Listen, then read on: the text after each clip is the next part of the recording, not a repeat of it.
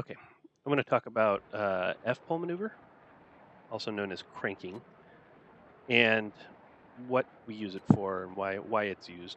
Um, the idea is that you can still go at a target full speed. Um, Thus, when you fire a missile, that speed transfers into the missile's energy as well, giving it an extra boost of speed.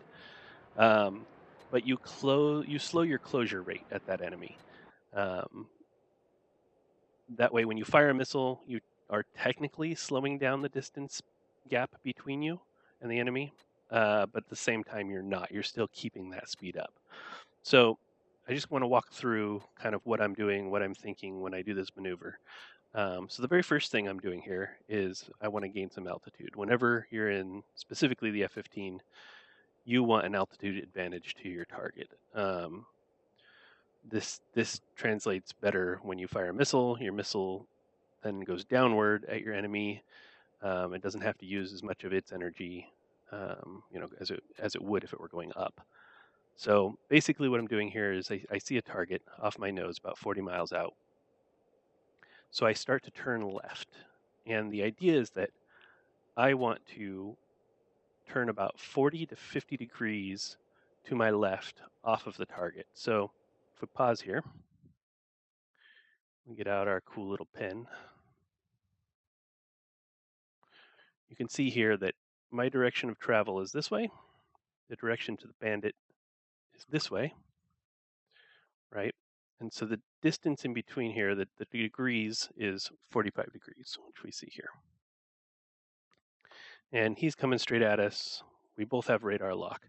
And one of the ways that in the F-15, you can tell how many degrees off you are without having to just know where you are, where he is to you, is on the radar. So if you look here, we have this center line. And each one of these is 20 degrees.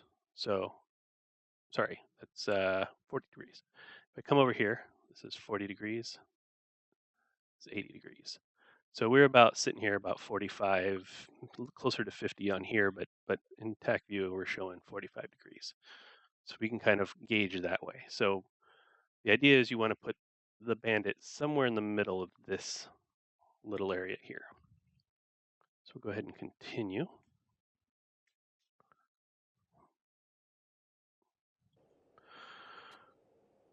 So you see, I kind of make a little bit of a right bank. That's mostly to keep him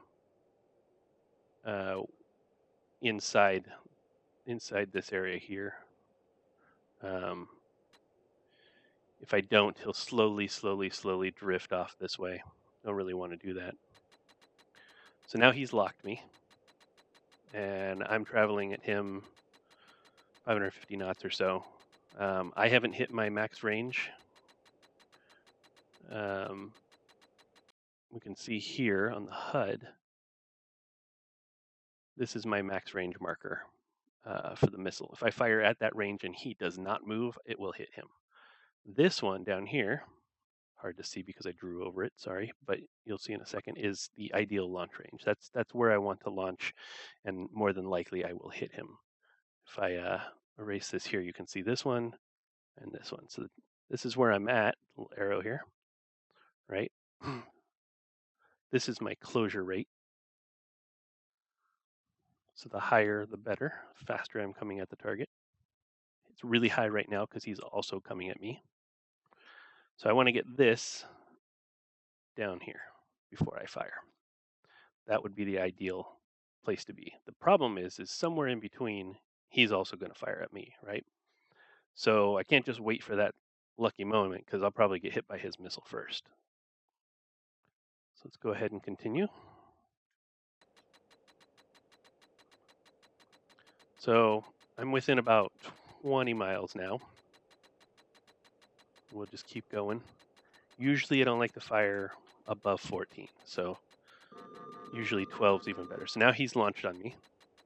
Just go ahead and wait. We can see, go ahead and pause here. We can see here that his missile is going to lead me. So it's kind of tracking off in this direction, right? And if I were to continue along that path, I would have gotten blown up right here. So the idea of this maneuver is I'm going to then crank to my right. So I'll follow a line like this.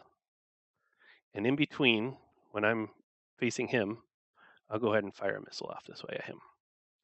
His missile then has to, probably somewhere around here, go all the way back this way and start traveling in this direction, because I'm going to be, this is a bit too far, but I'll probably be going off this way. It's going to want to lead and meet me over here, right? The problem is that turn is going to kill a ton of its energy.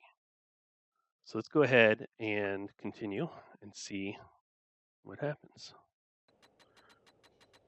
So I'm in the crank here, and let me pause it again.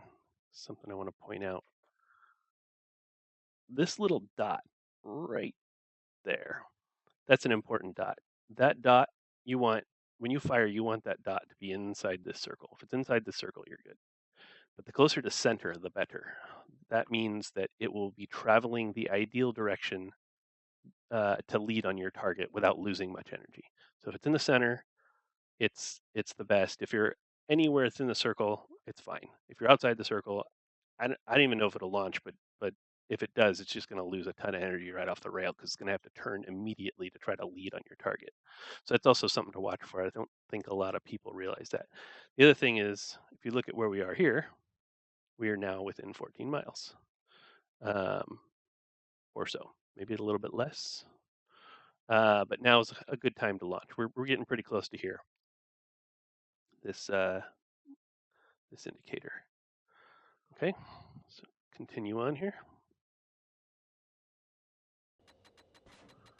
So there we go. Fired one missile, continue my turn. And now I want to put him off another 40 to 50 degrees. If we pause again, let's look where he is here. If you look on the radar, he is now on the left side. If you look here, it's kind of covered up. It's kind of covered up here, but we put him about 48.8 degrees off of our left side, which is perfect. You can see him here. So now we're traveling off this direction, and some of these labels cover up everything, but you can kind of see where his missile went. Kind of came around over here, and now it's going to try to lead out over this direction. So now we burned a bunch of his energy, which is exactly what we want to do. And then the next thing I'm going to do is I'm going to turn back. And usually you don't have to fire 2 missiles. I mean, ideally, 1 shot, 1 kill is what you want. For this demonstration, I did 2 just to kind of get the point across that you could do this entire maneuver and fire 2 missiles and probably kill your target. You can see here that he's already going defensive. So his missile here probably won't track me because he's going to turn, looks like he's turning right. So if he turns right, he's going to lose lock of me, and his missile is just going to go dead. So let's go ahead and watch. So at this point, you can tell he's completely turned. He's already facing like this direction. My missile's leading him and try to hit him around here. His missile still looks like it's coming at me, but at least in this engagement, I'm pretty sure it went dead because he's firing radar active, semi-active radar missiles, which means he has to maintain lock. And at this degree, I'm pretty sure he's broken lock by now. But the better point is I haven't. So this whole time, I've kept my lock on him. That means that if he's broken lock, he has to try to find me, reacquire lock, and hope to hit me. Whereas I have the advantage now, and I've done nothing. I've just done a turn. I came in at this angle here. I did a quick turn to my right. He's already broken lock because my first missile. I still have lock. I can turn back in. I can go straight at him at this point. He's not on my scope at all. Look at my RWR. He's not locking me. I have nothing. So I have complete advantage in this engagement because he's basically toast.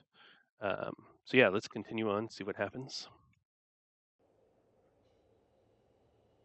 So you can see here, I'm making my turn back to the left, and I'll go ahead and fire again. Again, that dot was in the center. And I'm going to go ahead and drop some altitude just in case he's fired another missile and he's splashed. So now that I know he's splashed, I can turn back in, scan for more targets, and I'm good. So this is kind of a great tactic to use. I use it pretty much every time when I'm first initiating, you know, an engagement. But it doesn't work at close range. But the very first time you attack in PVR is not going to be close range. So yeah, if you guys like this, give me a thumbs up, toss me a subscribe, whatever you want to do. If you have any feedback or something else you would like to see in the future, drop me a little line down below in the comments and I'll see what I can do. Thanks again for watching.